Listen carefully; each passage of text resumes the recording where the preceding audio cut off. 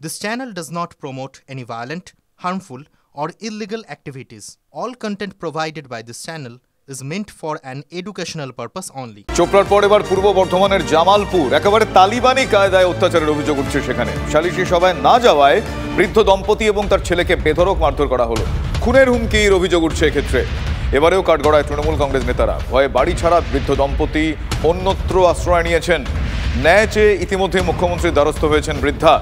রাজ্য পুলিশের DG, police super, জেলা শাসকের কাছেও অভিযোগ জানিয়েছেন তারা। আদালতে বিচারাধীন বধূ নির্যাতনের মামলা আদালতের বাইরে নিষ্পত্তি করতে চায় তৃণমূল। আর সেই সালিশি সভায় না যাওয়ায় বৃদ্ধ দম্পতি এবং ছেলেকেও মারধর করা হয়, অভিযোগ এমনটাই।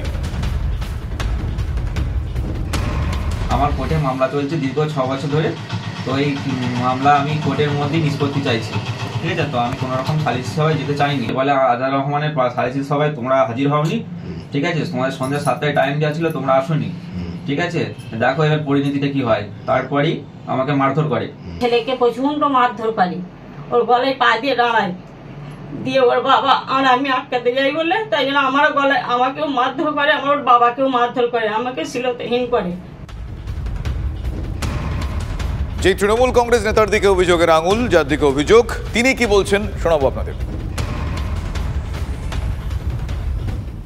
আর যে অভিযোগটা ওরা করেছে সম্পূর্ণ ভিত্তিহীন অভিযোগ। এই বিষয়ে আমি কিছু জানি না। আমি অঞ্চল পার্টির বিষয়ে কোনো মীমাংসাও ডাকিনি, কারণ আমার কাছে যতদূর খবর আছে এটা কোর্টে মামলা চলছে।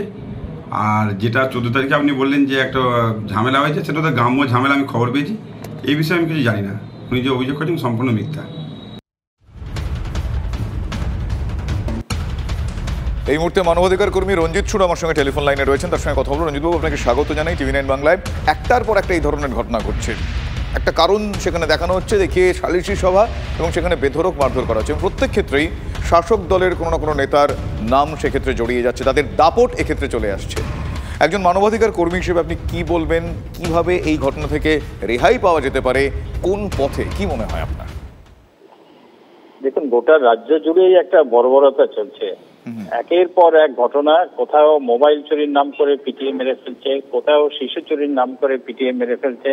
এবং এই যে সালিশি সভা, গোটা রাজ্যেই আমরা দেখতে পাচ্ছি যে গ্রামাঞ্চলের এবং এমনকি শহরাঞ্চলেও ছোট ছোট শহর যেগুলো, সেগুলোতে আমরা দেখতে পাচ্ছি একই রকম সালিশি সভার নাম করে তৃণমূল নেতাদের বর্বরতা।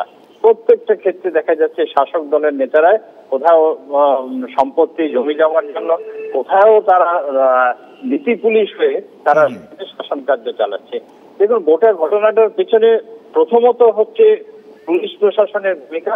আমরা প্রত্যেকটা ক্ষেত্রে বলতে পারি যে পুলিশ প্রশাসনের মদত অথবা নিষ্ক্রিয় দূরত্ব বজায় রাখা ছাড়া তারা এই ধরনের ঘটনা করতে পারে না।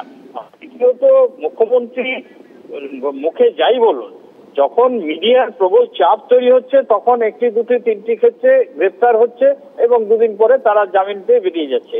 কিন্তু একটা যে সদিচ্ছা, যে রাজ্যের প্রধান এক্সিকিউটিভ হিসেবে এই গোটা বিষয়টাকে নিয়ন্ত্রণ করার, বন্ধ করার যে সদিচ্ছা, সেটা হচ্ছে সব থেকে গুরুত্বপূর্ণ। এই সদিচ্ছার অভাব কিন্তু আমরা দেখতে পাচ্ছি যে মুখ্যমন্ত্রী বা দলের প্রধান হিসেবে তার যে ভূমিকা থাকা উচিত, সেই ক্ষেত্রে কিন্তু আমরা এটা ভয়ানক অভাব দেখছি। মানবাধিকারের প্রশ্নে যদি বলেন, গোটা রাজ্যে আজকে মানবাধিকার শব্দটাই আজকে সব থেকে লাঞ্ছিত। মানবাধিকার কমিশন বলুন বা কোনো কমিশন বলুন, তারা কোনো ভূমিকাই রাখছে না। এবং আপনি প্রশাসনের কাছে যদি মানবাধিকারের প্রশ্নে কোনো ঘটনা নিয়ে যান, প্রশাসন অদ্ভুত দৃষ্টি তাকিয়ে থাকে, যেন এই শব্দটা তারা এই প্রথম শুনছে। কাজে সামগ্রিক ভাবেই আজকে বলতে পারি যে মানবাধিকার ভয়ঙ্কর ভাবে লাঞ্ছিত এবং একটা বর্বর একটা পরিস্থিতি, একটা বর্বরতা তৈরি হয়েছে। এর বিরুদ্ধে যদি সত্যি সত্যি বন্ধ করতে হয়, তাহলে এটা কিন্তু এক প্রশাসনের সঙ্গে সাধারণ মানুষের সক্রিয়তাটা খুব জরুরি। সাধারণ মানুষ যদি সংঘবদ্ধভাবে প্রতিরোধ না করে, এটা কিন্তু সম্ভব নয়। রাজনৈতিক দলগুলো তারাও একটা নিরাপদ দূরত্ব বজায় রাখছে, তারাও টেলিভিশনে বাইট দিয়ে তার দায় শেষ করছে। তারাও যদি সংঘবদ্ধভাবে প্রতিবাদী রাস্তায় নামে, তবে এটা বন্ধ হতে পারে। শুধু প্রশাসন নির্ভরতা দিয়ে হবে না, এটাই আমাদের অভিমত। অনেক ধন্যবাদ, অনেক ধন্যবাদ। চোপড়াকাণ্ড এবং চোপড়াকাণ্ডের পরেও এখনো পর্যন্ত কেন হুঁশ ফিরল না, কোন জায়গায়, কোথা থেকে এত সাহস তাদের আসছে, পুলিশ প্রশাসনের ভূমিকা, সবকিছু নিয়ে কিন্তু প্রশ্ন উঠছে। তার কারণ বাংলায় একটার পর একটা এই সালিশি, এই ঘটনা, এবং এই ঘটনায় কিন্তু বারবার কাঠগড়ায় উঠছে শাসক দলের নেতাকর্মীদের। মুখ্যমন্ত্রীর কড়া বার্তা তৃণমূল নেতাদের কানে তাহলে যাচ্ছে না কেন, এই প্রশ্ন আমরা তুলছি। আইন হাতে তোলার দুঃসাহস তারা কোথা থেকে পাচ্ছেন, সে প্রশ্ন আমরা তুলছি। কথায় কথায় ভিন রাজ্যের তুলনা টানা শাসক নেতারা এখন কোথায়, সে প্রশ্ন আমরা তুলছি।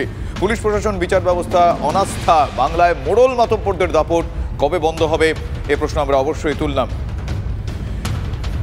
বিজেপি নেতা শঙ্কর ঘোষ এ বিষয়ে কি বলেছেন আপনাদের শোনাবো। পাশাপাশি তৃণমূল কংগ্রেস নেতা শান্তনু সেন তিনি কি বলেছেন পরপর শোনাচ্ছি আপনাদের।